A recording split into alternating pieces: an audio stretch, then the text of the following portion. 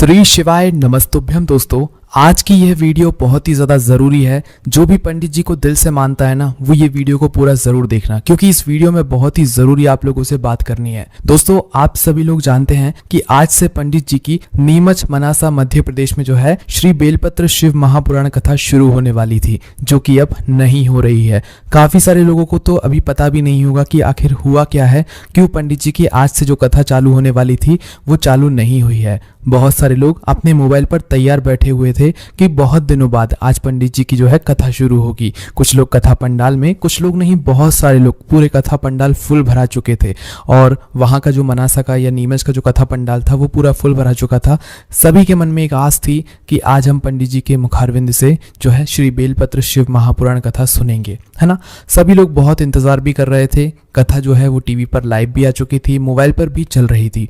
पर जैसे जैसे समय बीतता गया और समय बीता तो पंडित जी के आने का भी समय हो गया। और जब पंडित जी आए तो वो व्यासपीठ पर नहीं आए, वो मात्र एक संदेश देने के लिए सभी लोगों के सामने वहां पर प्रस्तुत हुए। अब दोस्तों, पूरी बात क्या हुई है वो मैं आपको बताता हूँ। उससे पहले मैं आपसे अभी निवेदन करूंगा, वीडियो को एक बार पूरा देख लेना, क्योंकि इस वीडियो में ऐसी बात हम आपको बताएंगे जो कि शायद ही आपने कभी सोची होगी। तो दरअसल सबसे पहले दोस्तों हम ये आपको बता देते हैं कि आज आखिर हुआ क्यों और क्यों पंडित जी की आज जो मनासा की कथा थी वो नहीं हो रही है। सबसे पहली बात दोस्तों, अभी आप लोग जानते हो कि पंडित जी की जो होली थी, महादेव की होली और आस्था की होली, अभी कुछ दिनों पहले यहाँ पर हो चुकी है। ठीक है, तो दोस्तों महादेव की होली तो पंडित जी ने बहुत ही हर्षोल्लास से खेली, वो होली बहुत अच्छे से निकल भी गई। उसके बाद क्या होता है दोस्तों, आस्था की होली, जो कि 29 मार्च को जो है खेली गई थी।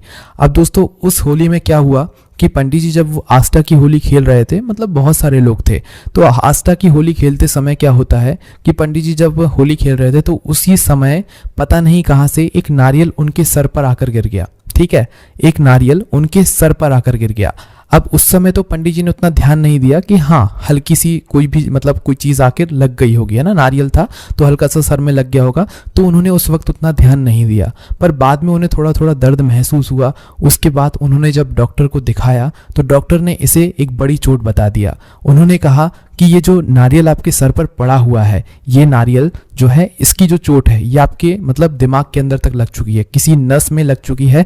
जैसे कि पंडित जी ने समझाया था जब वो अपनी कथा की जगह जो है ये वाली बात बताने के लिए आए थे आज के दिन मनासा की कथा में, तो उन्होंने ये बताया कि जिस तरीके से जब हमारे सर में कोई चीज़ लगती है तो गूम उठ जाता है, पर यहाँ पर जब वो चीज़ लगी थी तो अंदर ही अंदर जो है सूजन हो गई थी। बाहर भी दिख रहा था पर अंदर अंदर सूजन हो गई थी, एक गूम जैसा उठाया था। तो उसके बाद जो है डॉक्टरों को इन्होंने दिखाया। डॉक्टर ने बहुत अच्छी ये सलाह दी है कि अभी आप अपने दिमाग पर बिल्कुल भी जोर ना दें। ये जो चोट है ये छोटी चोट नहीं है, ये बड़ी चोट है, इसीलिए अभी आप अपने दिमाग पर जोर ना दें। आपको अभी दवाइयों की और आराम की सख्त ज़रूरत है। ठीक है, तो ये जो है डॉक्टरों ने पंडित जी को सलाह दी। अब पंडित जी ने यही बात जो है आज स्टेज पर आकर कही कि अभी डॉक्टरों की सलाह की वजह से हम कथा नहीं कर सकते। कथा क्यों नहीं कर सकते? क्योंकि कथा को करने के लिए बोलना पड़ता है, श्वास लेनी पड़ती है, पूरा जोर लगाना पड़ता है, दिमाग लगता है, बहुत सारी चीज़ें लगती हैं। तो अगर इस समय पंडित जी कथा करेंगे तो सीधी सी बात है कि भाई उनके दिमाग पर जोर पड़ेगा और उनकी जो चोट है वो ठीक नहीं हो पाएगी। अब ये बात हम उनके लिए समझा रहे हैं जिनको बुरा ना लगे, है ना। अब हम आपको बताते हैं कि असलियत क्या है। हम अगर पंडित जी की शिव महापुराण कथा को सुनते हैं तो हमारा क्या कर्तव्य बनता है। दोस्तों, कभी आप लोगों ने पंडित जी के उपायों को तो अच्छे से सुना होगा, है ना, और सभी कुछ अच्छे से जाना भी होगा। पंडित जी की बातों को भी आप लोग अच्छे से सुनते होंगे, पर क्या आपने कभी ये सोचा पंडित जी कभी अपने घर पर नहीं रहते हैं? वो हमेशा आप लोगों को कथा सुनाने के लिए एक शहर से दूसरे शहर जाते रहते हैं, वो कभी अपने घर पर नहीं रुकते। क्या आपने कभी उनके आराम के बारे में सोचा? क्या आपने ये सोचा कि पंडित जी आप इस वाली कथा को मत करो, इस कथा में आप आराम कर लो? बोलने में बहुत आसान लगता है कि पंडित जी 7 दिन की कथा करेंगे, 7 हर दिन 3-3 घंटे ही देते हैं, पर दोस्तों वो 3 घंटे के लिए पंडित जी अपना पूरा दिन देते हैं। क्योंकि आप सिर्फ सामने देखते हो कि वो 3 घंटे की कथा पंडित जी सुनाते हैं, पर उसके पीछे पंडित जी अपने कमरे से बाहर भी नहीं निकलते हैं। वो सिर्फ और सिर्फ शिव महापुराण कथा पढ़ते रहते हैं, शिव महापुराण कथा की बातों को ग्रहण करते रहते हैं, क्योंकि वो जो बातें ग्रहण करते हैं, समझते हैं, वही उन 3 घंटों के अंतराल में वो आपको समझाते हैं। तो क्या आपके मन में कभी ये नहीं आया कि पंडित जी को भी रेस्ट करना चाहिए, आराम करना चाहिए? आप कमेंट्स में श्री शिवाय नमस्तुभ्यम लिखते हो, बहुत अच्छी बात है, पर श्री शिवाय नमस्तुभ्यम की जगह क्या आपने कभी ये लिखा कि पंडित जी आप आराम तो किया कीजिए, क्योंकि अगर आप आराम नहीं करेंगे तो आपको थकान होगी, और थकान होगी तो भाई आपकी तबीयत भी बिगड़ सकती है। क्या आपने कभी सोचा? हम सीधी सी बात यही कह सकते हैं कि नहीं सोचा होगा, है ना। और आप सोच सकते हो कि कितने लंबे समय से पंडित जी आज कथा कर रहे हैं, और लाखों लोगों के सामने कथा करना इतना आसान नहीं है। लाखों लोग जब स्टेज के सामने होते हैं ना, तो उनकी गर्मी रहती है, वो सीधा सामने जाकर पड़ती है। अब आप लोग सोचते हो कि पंडित जी तो एसी में बैठे रहते हैं, पंडित जी एसी में नहीं बैठते हैं। आप लोगों की जो गर्मी होती है ना, जब लाखों लोग सामने बैठे होते हैं तो उनकी गर्मी निकलती है, उनकी भाप निकलती है, जो कि पूरे उधर पंडाल में ही घूमती रहती है। उसी भाप से बचने के लिए, गर्मी से बचने के लिए वो एसी लगाए जाते हैं। ये भ्रम बहुत सारे लोगों के मन में होगा, इसलिए हम ये भ्रम आप लोगों के मन से निकाल रहे हैं कि वो एसी मतलब इसलिए लगाए जाते हैं ताकि वो जो भाप है लोगों की, वो मतलब पंडित जी को परेशान ना करे और पंडित जी अपनी कथा को अच्छे से कर पाएं।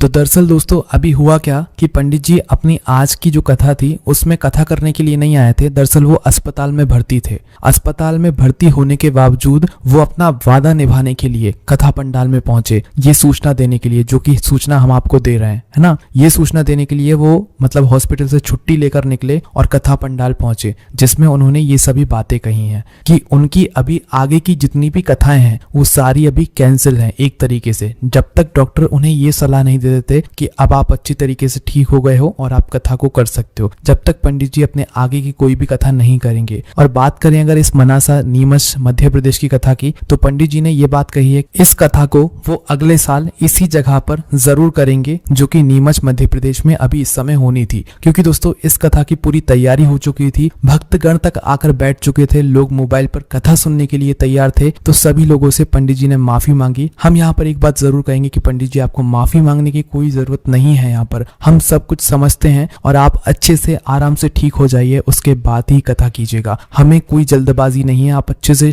ठीक हो जाइए, उसके बाद ही कथा कीजिएगा। पंडित जी ने अपनी आगे की जितनी भी कथाएं हैं वो सारी अभी एक रूप से कैंसिल करी हुई हैं, क्योंकि जब तक उनकी तबीयत ठीक नहीं हो जाती, डॉक्टरों की सलाह से वो अच्छी तरीके से ठीक नहीं हो जाते, जब तक वो कोई भी कथा नहीं करेंगे। इस बात का आप लोगों को ध्यान रखना है। जो भी मनासा नीमच की कथा को सुनने के लिए कहीं बाहर से मतलब जा रहे होंगे, भाई उनके लिए ये संदेश है कि अब आप लोग कथा को सुनने के लिए बिल्कुल मत जाइएगा, क्योंकि अभी वहां पर कोई कथा नहीं होने वाली है। अब यही कथा अगले साल होगी, जब भी पंडित जी का यहाँ पर मन बनता है उस समय, है ना। तो इसीलिए दोस्तों मध्य प्रदेश में जो नीमच में कथा हो रही थी उस कथा को सुनने के लिए आप लोग मत जाइएगा, क्योंकि अभी वहां पर सारे टेंट और सारी कथा पंडाल जो है वो निकलना चालू हो जाएगा, क्योंकि अभी इस समय वहां पर कोई भी कथा अब नहीं होने वाली है। उसकी सबसे बड़ा कारण यह है कि पंडित जी की अभी तबीयत ठीक नहीं है, उनके सर में एक चोट लगी हुई है, जिस चोट की वजह से वो अपने दिमाग पर जोर नहीं दे सकते और इस कथा को नहीं कर सकते। इस कथा के साथ साथ में आगे की जितनी भी कथाएं हैं आप लगभग समझ सकते हो कुछ महीनों की जो कथाएं हैं वो नहीं हो सकती अब। साथ ही में दोस्तों जो लोग भी आगे की कथाओं का सोचकर रखे हुए हैं कि इस समय यहाँ पर कथा होगी तो हम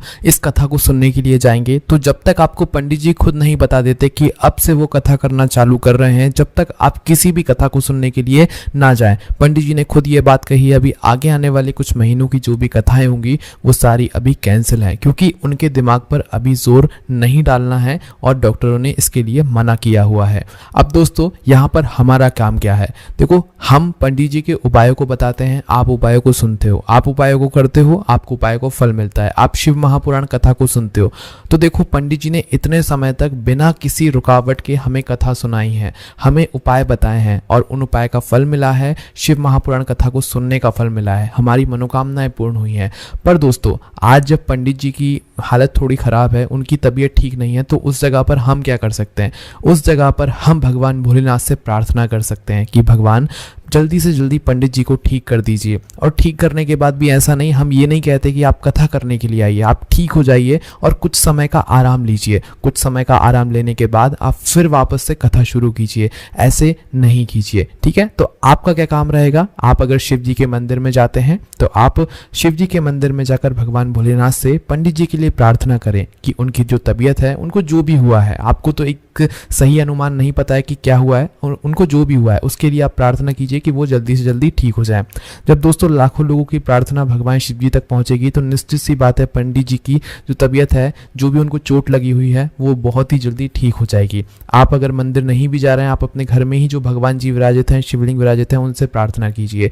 निश्चित ही भगवान शिव जी आपकी ज़रूर सुनेंगे और वो पंडित जी की तबीयत को बहुत जल्दी ठीक करेंगे और आपकी मनोकामना को भी वो पूर्ण ज़रूर करेंगे। आपकी अभी इस समय मनोकामना ये नहीं होनी चाहिए कि हमें ये मिल जाए, हमें वो मिल जाए। अभी आपकी मनोकामना ये होनी चाहिए कि पंडित जी ठीक हो जाएं, क्योंकि पंडित जी ठीक हो जाएंगे तभी आपको शिव महापुराण कथा सुनने को मिलेगी। और अगले कुछ महीनों तक पंडित जी ने खुद बोला हुआ है या उनको डॉक्टर्स ने बोला हुआ है कि वो अभी कथा नहीं कर पाएंगे, क्योंकि उनकी हालत अभी उतनी अच्छी नहीं है। और दोस्तों हम आशा यही करते हैं कि जो भी लोग कथा पंडाल में कथा को सुनने के लिए पहुंचे हुए होंगे उनको बिल्कुल भी बुरा नहीं लगा होगा, क्योंकि आप खुद सोचो पंडित जी अपने वचन को निभाने के लिए अपनी तबीयत खराब होने के बावजूद भी कथा पंडाल में पहुंचे इस सूचना को देने के लिए। वो चाहते तो भाई अपने यूट्यूब चैनल पर डाल सकते थे कि भाई अभी उनकी तबीयत खराब है, वो पंडाल में नहीं आ पाएंगे, पर उन्हें अपना वचन निभाना था। एक बार आपने उनके दर्शन कर लिए, वही बहुत बड़ी बात है। आपने चाहे टीवी पर दर्शन कर लिए हैं, चाहे आस्था चैनल पर दर्शन कर लिए हैं, चाहे YouTube या कथा पंडाल में दर्शन कर लिए हैं, बस दर्शन करने का एक बहुत बड़ा महत्व वहां पर हो गया है। पंडित जी ने अपने वादे को निभाया और कथा पंडाल तक पहुंचे, तो ये बात आप लोगों को जरूर देखनी चाहिए। एंड किसी को भी यहाँ पर बुरा मानने वाली बात नहीं है। और हम यही आशा करेंगे पंडित जी बस ठीक हो जाएं, और ठीक होने के बाद भी ऐसा नहीं कि वो कथा करने के लिए आ जाएं। हमें अपना फायदा नहीं देखना है, हमें पंडित जी की स्वास्थ्य को भी देखना है। वो ठीक हो जाएं, ठीक होने के बाद वो अच्छे से जो है आराम करें, अपने स्वास्थ्य का ध्यान रखें। जैसे ही उन्हें लगता है कि हाँ वो कथा करने के लिए अच्छे से तैयार है, उस समय वो कथा करने के लिए आए।